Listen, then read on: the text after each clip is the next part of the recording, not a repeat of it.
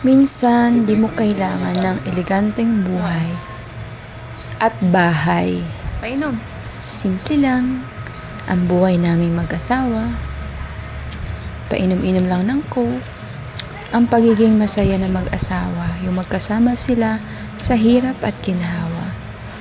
So ayan, kahit simple lang yung buhay namin, sabihin man nila na bakit yan ang napangasawa mo. Takutin mo yan, ha? Mag-inom, magsusugal, walang kaklas-klas. Hindi mo kailangan ng klas na asawa. Kung kailangan mo yung may magmamahal sa'yo, Para lagi kung ano ikaw at kung sino ikaw. Ayan. Para sa akin, hindi mo kailangan maghanap ng perfect na asawa.